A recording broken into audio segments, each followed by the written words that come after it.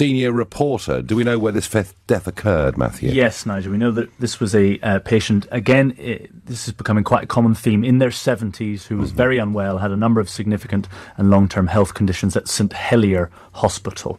So again, that fits the pattern of the other 4 people who have died, mostly people who are elderly, mostly people with significant underlying health conditions. But it comes shortly off the back, Nigel, of the Prime Minister giving a press conference alongside the Chief Medical Officer and the Chief Scientific Advisor, in which he was reiterating the conclusions that we already heard from the COBRA Emergency Committee this morning, that we're not yet moving into the second phase. Just one moment, Matthew, just to reassure people, St Helier Hospital is actually in Epsom in Surrey, just to be clear. People might have thought it was in Jersey. Sorry, go on.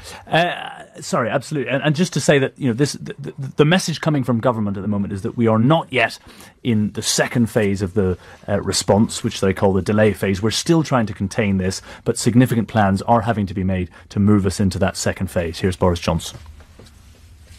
We remain in the contain phase of the outbreak, but watching what is happening around the world, our scientists think containment is extremely unlikely to work on its own, and that is why we are making extensive preparations for a move to the delay phase.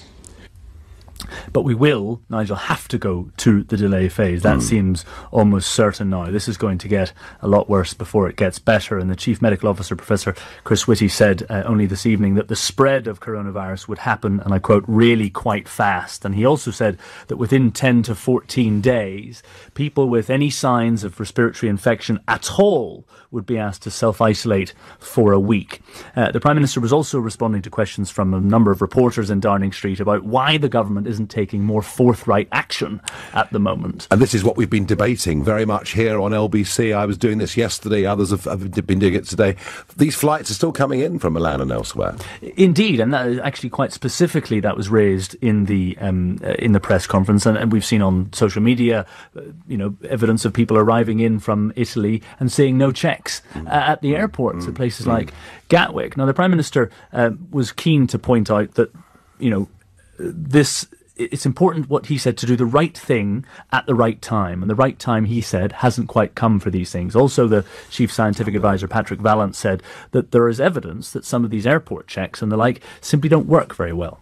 It is really vital, as we take these steps to protect ourselves and encourage everybody to protect everybody else, that we do it at the right time. It's not what you do, of course it's partly what you do, but it's when you do it. And what's happening, as Patrick said, what's happening in other countries doesn't necessarily mirror what's happening here in the UK, and that's why we're following the scientific advice in the way that we are. But on the back, do you want to say something about that? Yes, I'll say something about that. So it's important to actually look and see what really works and make those measures. There are lots of things that seem intuitive and you think, well, that should work, turn out to have very little, if any, effect. And one of those is actually airport screening. So temperature screening in airport doesn't really have much effect. It's worth noting that those countries that instituted it very early, some of their first cases came through that screening, weren't detected in the screening and then popped up. And some of those have stopped doing it now. So that isn't an effective measure. And other measures that people look at, so mass gatherings and so on, actually don't make much difference if you really look at it. And so those aren't the first things you'd go for. They're not the things that really help contain. And that's why what we're looking at is the things that really do make a difference, and making sure those are the things we concentrate on at the right time. Should I just add one thing to that, which is, I think, important to remember that Italy, and I think all of us, our hearts go out to the situation in Italy. Yeah. They were the first country in Europe to actually ban flights at that stage from China, and they also looked at airport screening. And as you can see, this is not cause and effect, but that has not been a reason to actually slow down the epidemic in that country. Well, that's what they say. The fact you may not detect everybody seems to me you could at least be trying. There was some advice given out very late last night, which came from the Department of Health and Social Care, saying that if you'd been to Iran, the Hubei province, or the lockdown areas of northern Italy, you should stay indoors and avoid contact with other people for up to 14 days. But I wonder, Matthew Thompson, how many people landing today even from Milan even knew that? Well, indeed. I mean, and this is where, you might expect much more active welcome committees or something at airports, even if you're not screening people, posters and people handing out leaflets to say, have you come back from Italy or have you come back from Iran? Nothing is what I'm hearing. And that doesn't appear to be happening. So I think possibly some of those criticisms are still valid. But the central message coming from government throughout the day is it's important to do the right thing at the right time. One of the examples, for example, Nigel, that they gave at that press conference was that it's no use to tell people who have respiratory illness now to self-isolate, because what would happen is most people would just have the sniffles and there would be fewer people with coronavirus. But the right time will come in 10 to 14 days when the ratio of people with coronavirus to people with ordinary respiratory illnesses will be significantly different. And so it's important to do the right thing at the right time. And that's a sentiment that was echoed by the Health Secretary, Matt Hancock, as he answered an urgent question from the Labour Party in the House of Commons earlier. We continue to work to contain the virus, but we're also taking action to delay its impact, to fund research, and to mitigate its consequences. Throughout, our approach is guided by the science. That is the bedrock on which we base all our decisions. Our plan sets out what we're prepared to do, and we'll make the right choices of which action to pursue at the right moment. The scientific advice is clear. Acting too early creates its own risks. Really? So we will do what is right to keep people safe. Guided by the science, we'll act at the right time, and we'll be clear and open about our actions and the reasons for them. Well, that's pretty clear then, isn't it, really? The government position is acting too early creates its own risks. Some of that may be economic risk, of course, Nigel, of course. As against public health risk. And I suppose it is a balancing act of measuring the one against the other. But, there is an argument for an abundance of caution, isn't there? Thank you very much indeed. Matthew Thompson, LBC senior reporter. Well, I think that for the Health Secretary to say that acting too early brings its own risks is in danger of being one of the most irresponsible and perhaps in a couple of weeks' time it'll look one of the most stupid things that any minister has ever said to the House of Commons. Why do I say that? Because of what's happening in Milan right now. The death rate rising by 100 a day in northern Italy predominantly. And astonishingly, 41% of those people in Milan currently in intensive care beds are 64 years or under. So the idea that this just affects people in their 70s and 80s who are already ill clearly is not being borne out by the experience in Milan that is happening right now. And, when we talk about Northern Italy, we're talking about a very well-funded, very professional health service, rated the second best health service in the world after Japan, and they are struggling to cope with this. And I hope I'm wrong. But it seems to me that in a couple of weeks' time, that's the position we could be in some parts of the United Kingdom. And yet, 17 aeroplanes yesterday, 17 aeroplanes from Milan Malpensa came into UK airports yesterday without a single check, without a single piece of advice.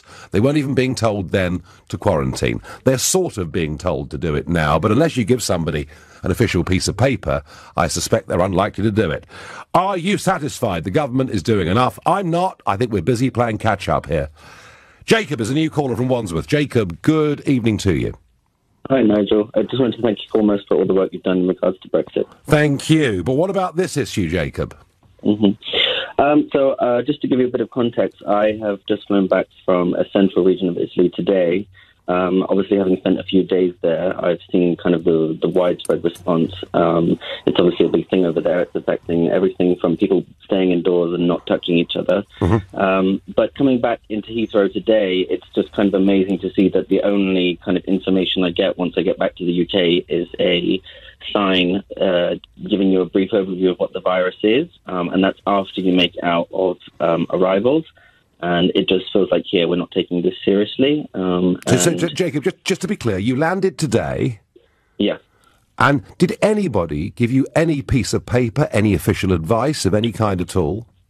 So we got a piece of paper on the Italian side. On the Italian side, yeah, which was just printed out on an A4 telling us what it is and what we should do if we've been to a particular region in Italy. But once we're back in the UK, nothing. Obviously, it's quiet. You get out, there's a sign, that's it, off you go.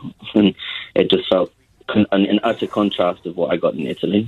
And the region you were in, was it one of the lockdown areas or not?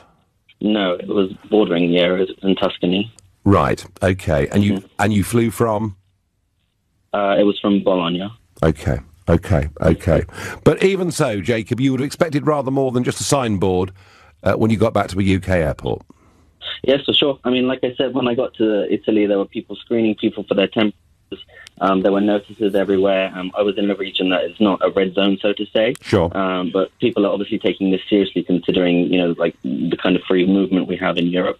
And in the UK, it just seems like it's nothing. We're just waiting for something to happen. And I think with the examples we've seen happen in Italy, it's kind of we should be reacting on what's already been happening, as opposed to just waiting around. Absolutely. Jacob, thank you for your testimony. Thank you for that call, and I rather agree with Jacob.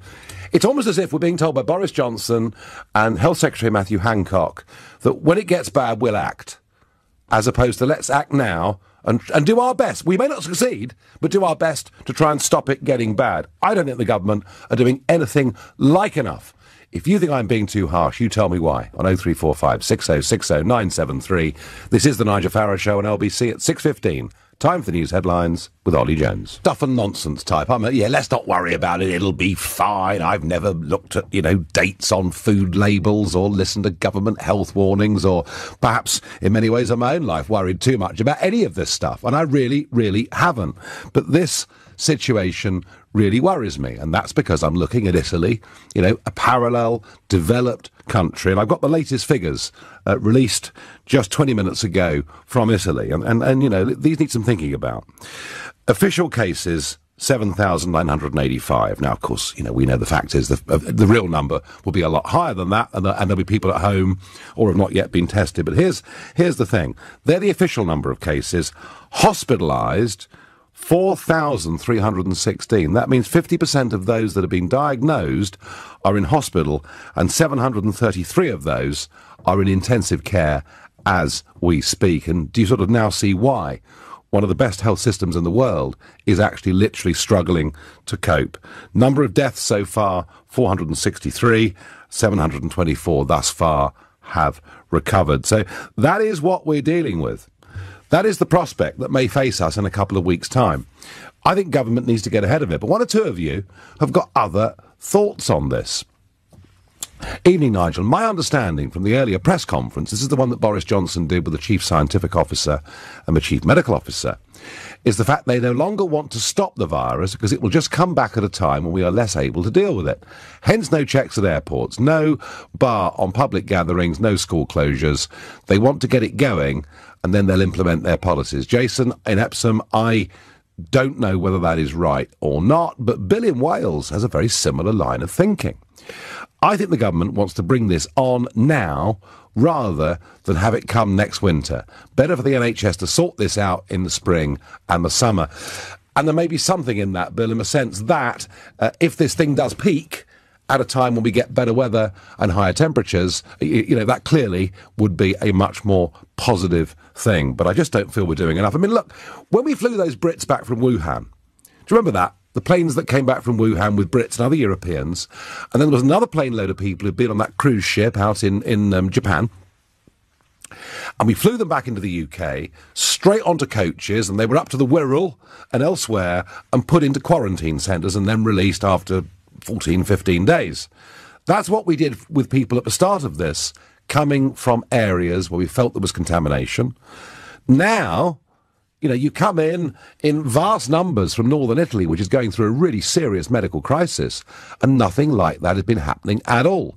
Late last night, the Department of Health and Social Care is recommending that people self-isolate, but we're not actually giving people a sort of formal piece of paper or say, look, you really need to do this for your safety and the safety of your friends and family and loved ones and those you work with.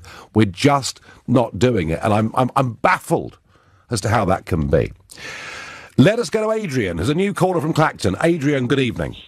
Good evening. Welcome. Thanks for taking my call. I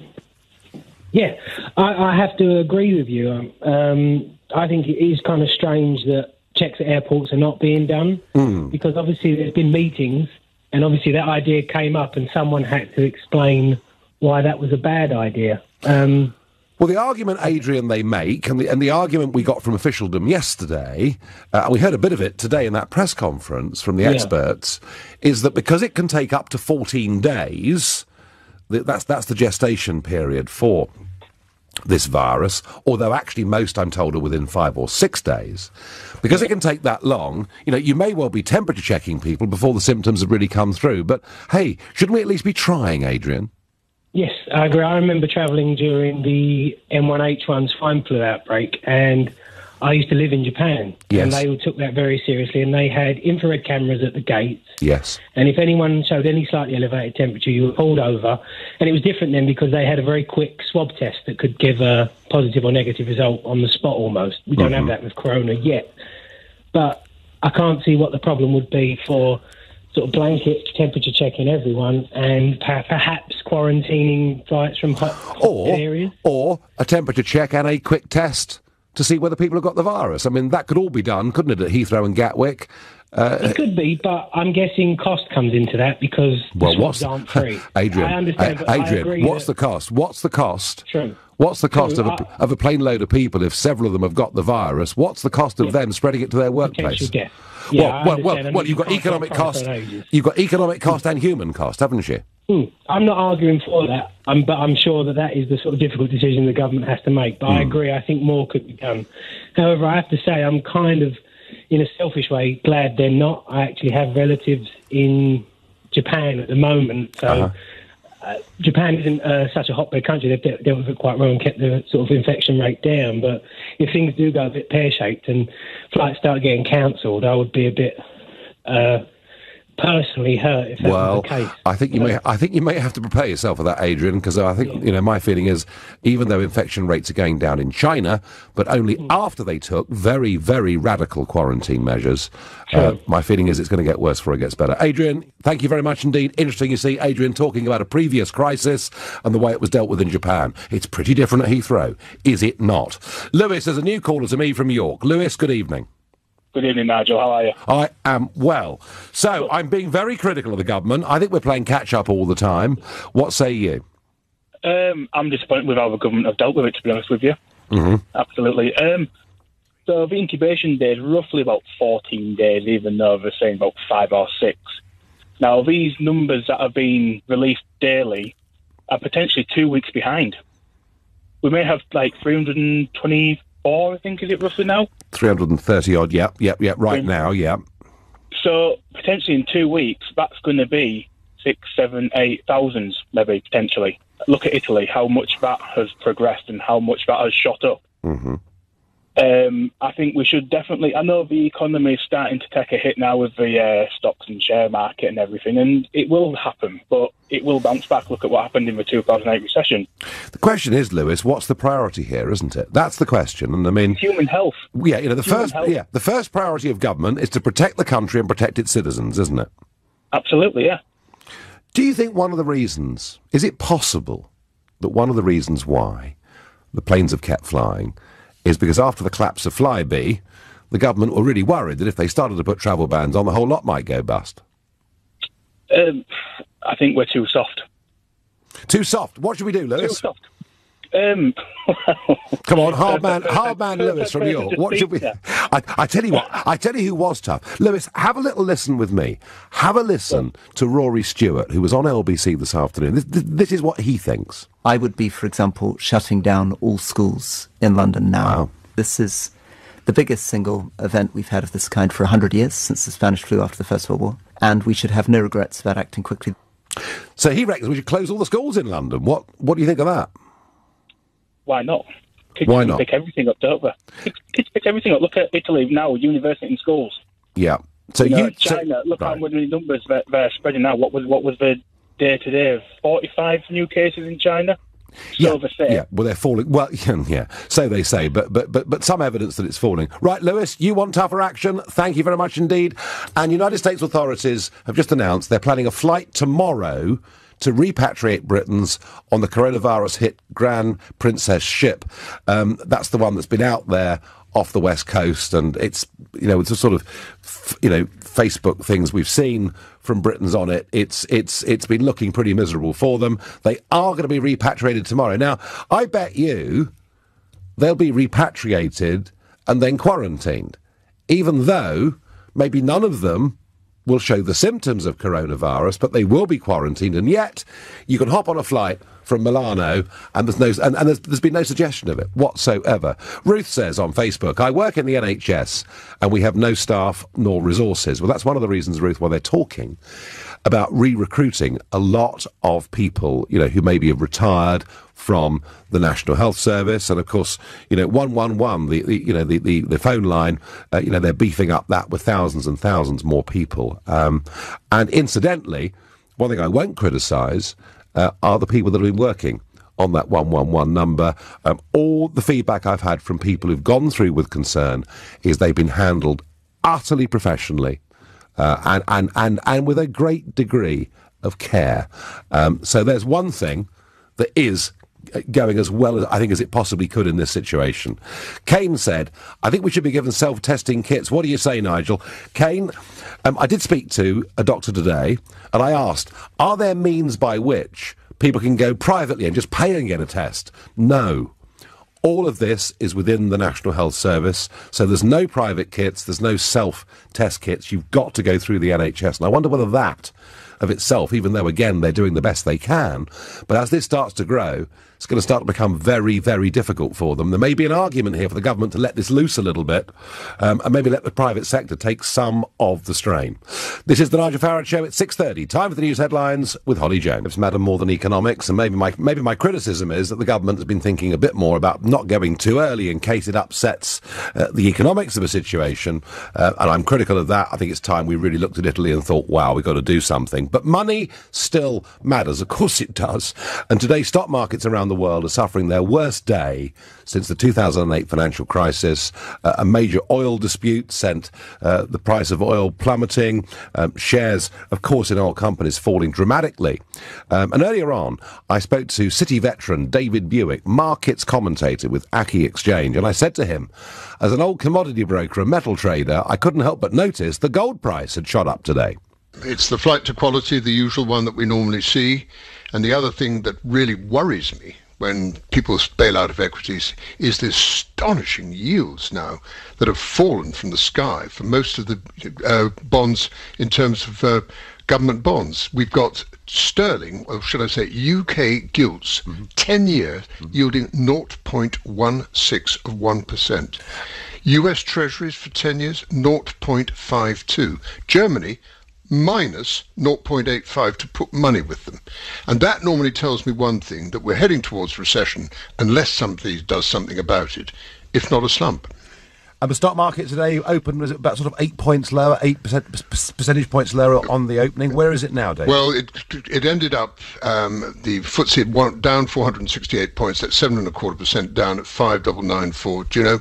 That's way below where it was in 2000. It's extraordinary, isn't it? The DAX was down 7.42%. And also in New York, when I last look, the Dow is down 6.64%. It's dropped 1,718 points.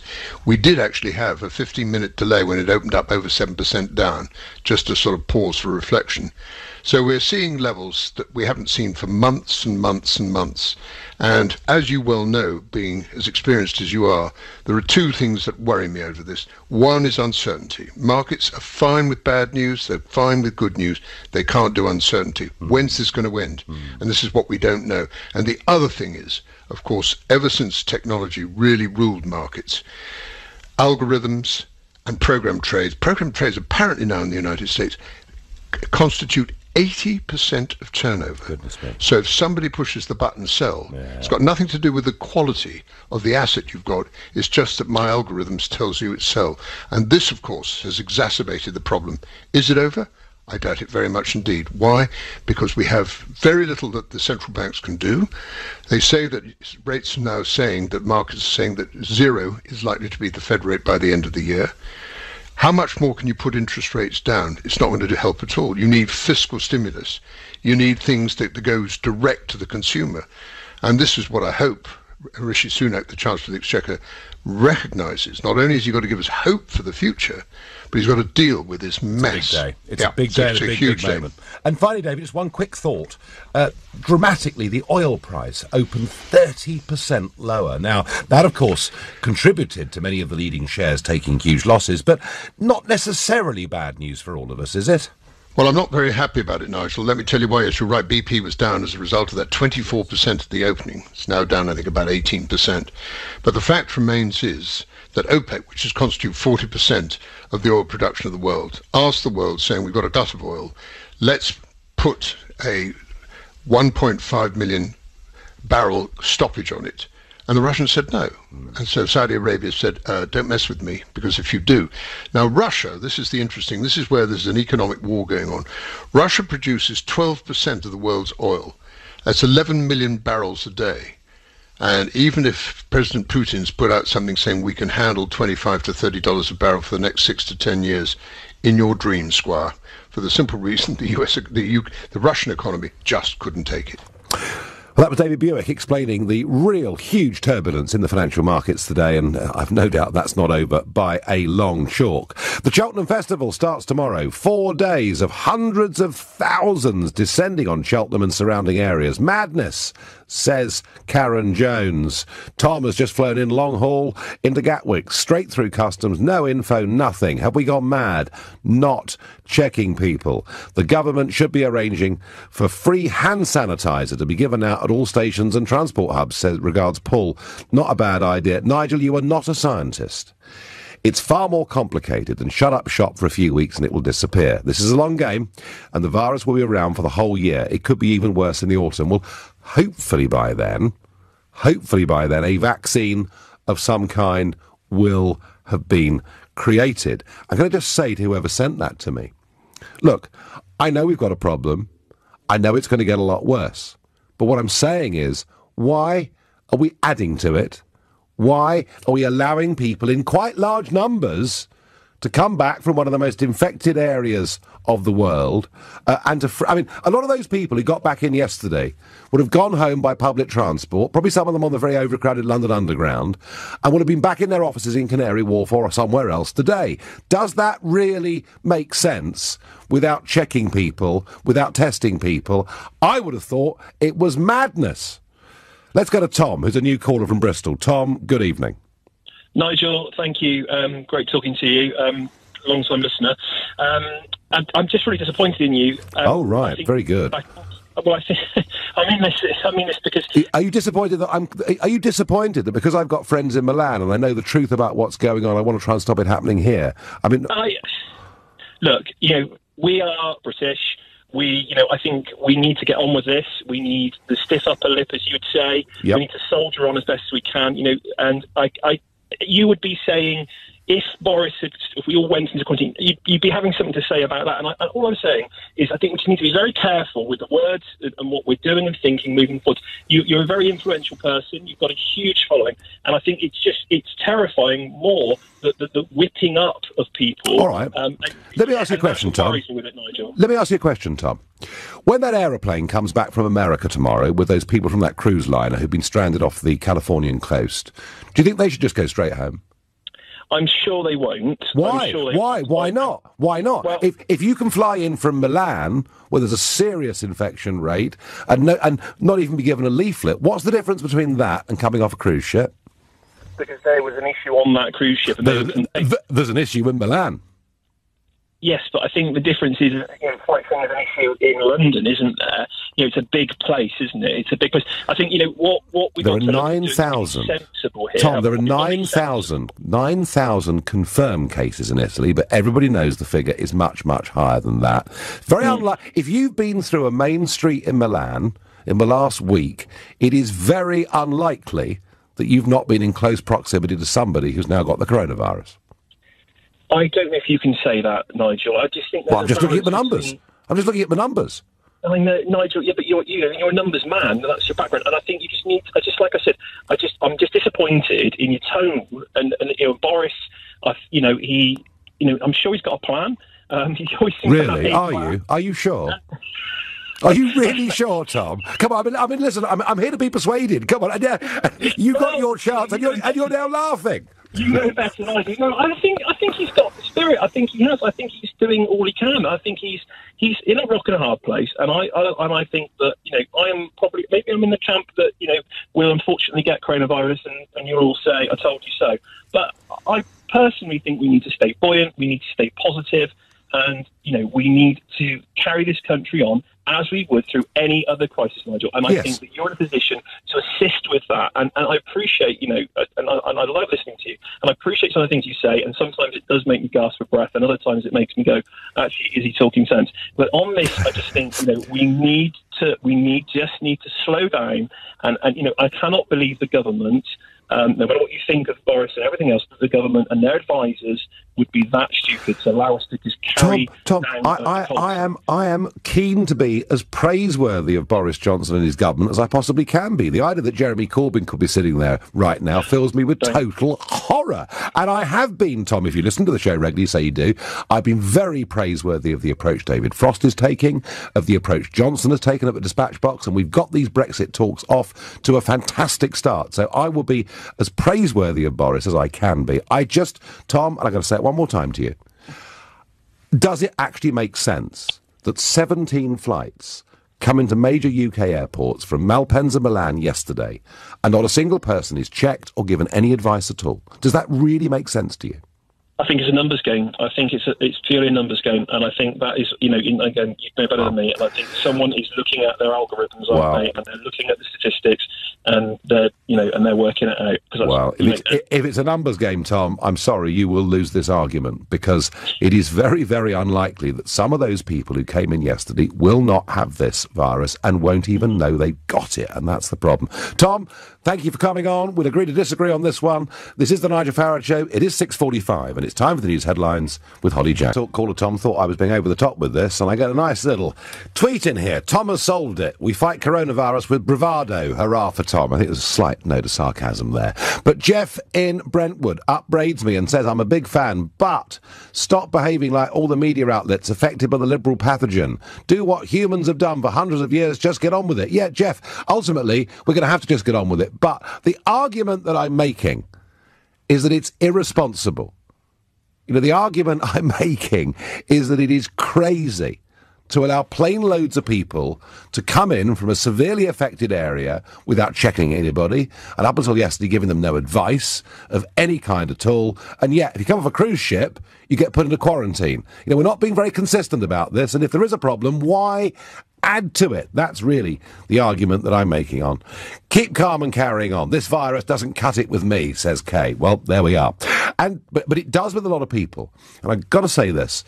I was out and about this morning and bumping into quite a lot of people, and they're all concerned. And the common thing that was said to me was, well, our neighbour's 93 and I'm worried how she's going to be, or my dad's 80 this year, all of us have got an elderly relative, or we know somebody of advanced years, and, we've been told that this particular, and it's called a strain of flu, but from what I can see in Milan, it's pretty much worse when people get it than flu normally is, quite a lot worse actually, and people are genuinely worried, and I'm not suggesting for a minute that the British are losing their reserve or cracking up. They're not, but there is genuine concern out there. There'll be even more concern when they realise that 40% of those in intensive care in Milan are aged 64 years or under. Antonio is a new caller to me from Isleworth. Hi, Antonio. Hi, Nigel. Thank you for having me on the show. So I'm an Italian citizen who's been living in London for the last 4 years. And I've been living, the experience from the two perspectives. From the Italian perspective, because I've got family there who is crippled with a virus. Mm-hmm. They have to shut the shop and, the economy is completely crippled. And I'm living the experience as as an Italian resident in a foreign country. And, English people who I've talked to, they laugh about it. They don't take it seriously. They are very unconscious of the consequences which might occur very, very soon. Because if I look at the figure, Matteo Salvini just published these figures now. Yep. So we have 9,172 cases in Italy, which has been nearly 4 weeks. And nearly half of them in hospital. This is horrible. This means that basically probably in the next 2 months we might have tripled this amount. And the same goes for the UK. Antonio, do you have friends or family in Italy that have been confirmed as having the virus? Yes. And a friend of mine who lives in Milan, and he went there for a surgery operation. He came back and he decided to put himself in quarantine. He called the hospital and he said, I have spinal flus and I think I have coronavirus. So the hospital, the nurses went there with wearing all the protective clothes and masks to probe this friend of mine, and he actually turns out to have the coronavirus. But people, not everyone follows guidelines. If you see what happens with people fleeing Milan without even following any rules, the government has specifically said not to leave Lombardy. Yeah, and as soon as they heard that, a lot of people did flee. Now I know that, Antonio. But what scaring me is that people who are not taking it seriously here may actually have contracted the virus already by coming back from Italy. Well, this is my concern. This is my concern. They will not listen. So basically, we're being too complacent here, yeah? Absolutely. Yeah. Nigel, I do support what you say. I always been a huge fan of your views, and I'm a huge fan of Matteo Salvini as well. So I always think that probably sometimes you have to be harsh with the public in order to get the message across. Well, we've certainly got to get the message across. Antonio, thank you for that. And breaking news, a worker at Aintree University Hospital in Liverpool tests positive for coronavirus after recently returning from a holiday in Italy. So, he's been in hospital, he's come back from Italy, he's gone back to work in a hospital in Liverpool, and now, we don't know how many days afterwards, has been tested positive for coronavirus. Those of you who don't agree with me, are you getting the point now? Are you getting the point? That people are coming back from Italy infected with this, not being checked, not being tested, not being quarantined in any way at all. They're going out and about via public transport and going back to work, and we're adding to a problem that we already have. I'm not trying to instill mass panic or anything like it. I'm just saying that I think, in this regard, the government is being negligent. That's how I feel. Let's go to Bill, who's a new caller from Finchley. Bill, good evening. Good evening, Nigel. I totally agree with you. I mean, I can't understand why we're in Ireland and we've got the Channel over there. We got natural defences, and it's just idiotic that they're just letting people just travel how they want back to this country. But I'll just point out one thing in my own case. Yes. I'm 68. My mum is 94. Yep. I'm a full-time carer for her. Yep. So in whichever case, whether she got it or I got it, how could I self-isolate because we both live together? Yeah, it's very difficult, Bill, and it's very difficult, and don't I, really, to be honest with you. It's all right saying, we'll do this and do that, but even then, people who's gone in self-isolation, when they've done it, they can come back out and they can still catch it. Bill, there are no easy answers to all this. Thank you. I'm just going to take one last quick caller. Catherine, a new caller who's calling from Padua in Italy. Hi, Catherine. Hi, Nigel. Good evening. Good evening. Yes, I was going to say, I live in the lockdown area at the moment, and we're just being careful. My husband and I both work from home. But it's happened so fast, it's spread so fast. I think the UK ought to take stronger measures. They're holding back because they don't want to create panic. But quite honestly, some of the hospitals here are actually in crisis, and they're saying they're desperate. This is what I'm hearing from Milan, absolutely. Yeah. They're having to choose between who's worth treating and who isn't. And it's not just the elderly who are getting the virus. I mean, some younger people are affected, and if they need intensive care, there may not be enough staff or respirators. Because if your lungs stop working, you need to be intubated. Yeah, and the problem is, Catherine, the problem is the sheer number of respiratory machines. Catherine, I'm out of time. I thank you for your call, and I would suggest to all of you, wise words from Catherine. People who think this is just flu and it's going to go away are not right. This is really, really bad. It's really nasty. And Matt Hancock can tell you that there are risks in acting too early. I'm going to tell you there are even bigger risks in not acting early. And the fact we've allowed all these people in from Italy without being tested is mad. And more breaking news, all schools in the Madrid region will shut over coronavirus concerns, according to a Spanish radio station. I'll be back tomorrow at 6. At 10 tonight, it's Tom Swarbrick. But right now, it's Ian. We will make America great again.